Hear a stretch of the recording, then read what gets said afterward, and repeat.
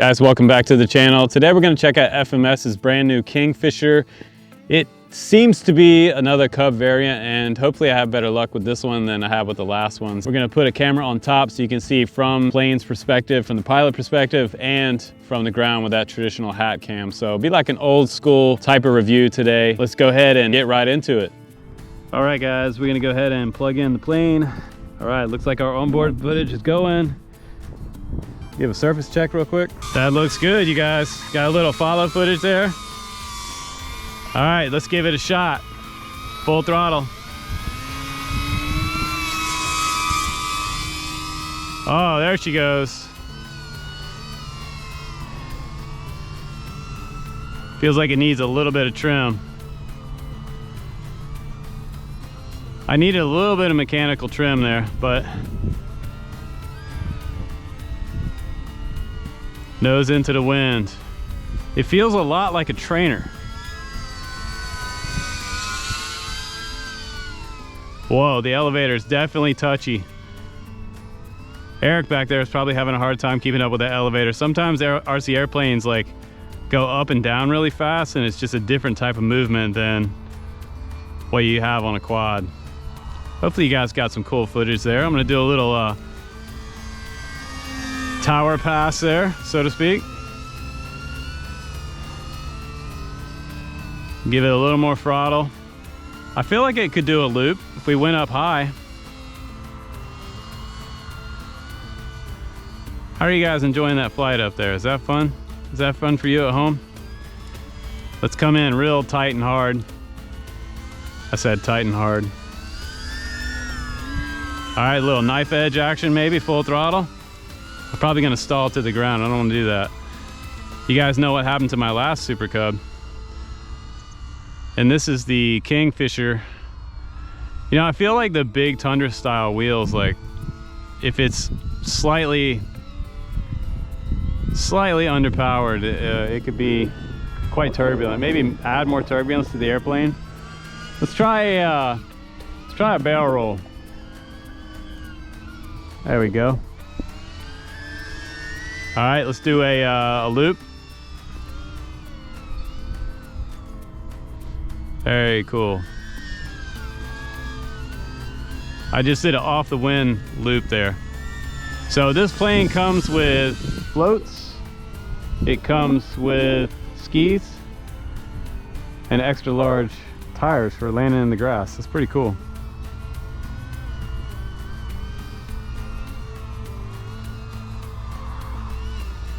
Making our rounds. Coming back around, try not to hit that tree. Oh man, there was a pole there. I'll do a little knife edge. Just doing a slight knife edge, not a full vertical knife edge. So I'm using a loaner prop today. I've got a loaner off another one of my airplanes, so honestly I need to get 11x7 back on there. You know, this baby might hover. That is a lot of fun.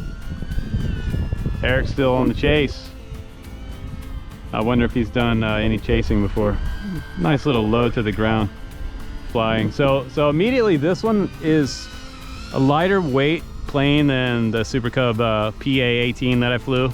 Some of you guys might have watched that review. I got into a couple situations where I did some corkscrews to the ground, and I think it might have been either the battery that I was flying, or it was possibly where the battery was sitting that made the plane a little more tail heavy.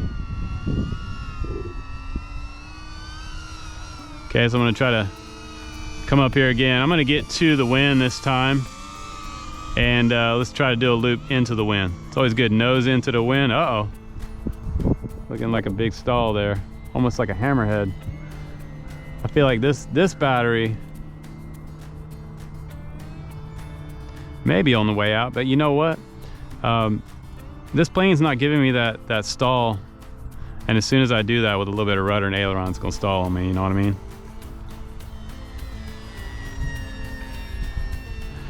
And something about those twist nut combos on the front of these type of planes kind of like That's the only thing that kind of worries me on FMS airplanes that are the ready to fly ones or the PNPs. This one's a PNP, by the way. That means that you add your own radio receiver. But it did come with Reflex V2 in this plane. What do you guys think about that? This is the perfect day to fly. There's a little bit of wind to my back, and honestly, I prefer like a little bit of a headwind to fly RC airplanes. It just makes takeoff easier. Eric getting right in there, dude. That's awesome. That's awesome. This plane seems to do pretty well on the slow flying. Because we talked about this before. Look how slow it's going right there. Look how slow that is. That's awesome. I love an airplane that can do aerobatics and slow flying around the field, like 2 to 3 feet off the deck. That's just the coolest thing ever. Almost like touch a wheel down right there. I'm really trying not to hit these metal poles over here. I think we're running out of battery. I'm gonna make maybe a couple more passes. But I'm back on my throttle. It seems to be okay. That's got to be some cool footage up there on the plane and from behind this plane. Hopefully FMS enjoys that footage.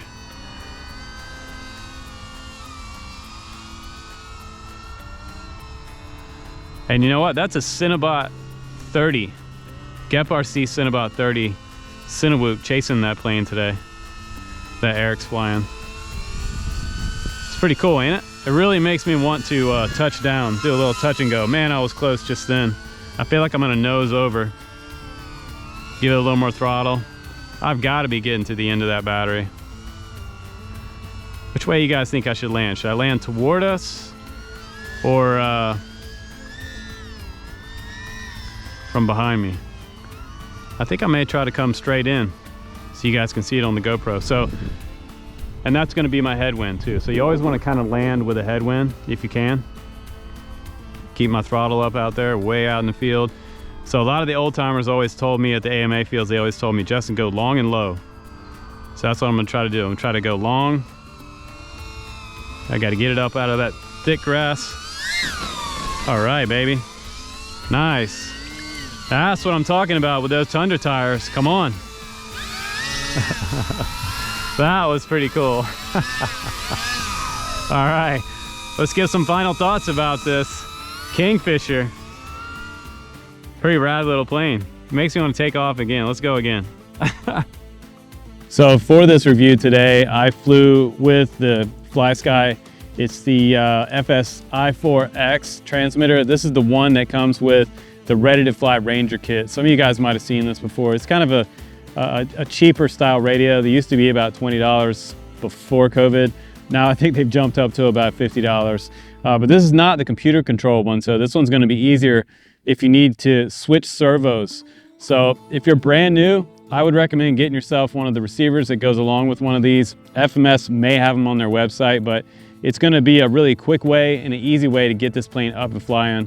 Just plugging things straight into the Reflex V2. And you know, when I plugged mine in, some of the servos were backwards. It's super important to get those control surfaces going the right direction before you have your maiden takeoff. I've seen so many guys take off with their ailerons mixed up and just crash right off the end of the runway with a brand new plane. It's always a terrible feeling at the field when that happens to somebody, but I like the style of the plane. I like the huge Tundra wheels. I'm stoked that it came with floats and the FPV canopy for the very top of the plane. We're gonna try that out on the channel, so stay tuned for that if you wanna see some of that footage. We're definitely gonna FPV this because I feel like this plane it's like a Sunday flyer. It's predictable. It didn't have that same tail stall out and wingtip stall like the Super Cub PA-18 did. And that may be because a variety of things that happened in that review. Go back and watch that review if you're into FMS planes. I had some tail slide out, some wingtip stall. It could have been because of my battery slid back or the CG somehow changed, and that can really change a lot about performance of an airplane. So This one didn't have any of that happening, and I did use a different battery on this one. So I used a 3S2200 today, and that got me about 6 to 7 minutes flight time. I just kind of kept going with that battery, but I didn't want to push it to the very end today with my LiPo, because I didn't want this one to drop out of the air. And this one's still a big plane. It's over 50-inch wingspan.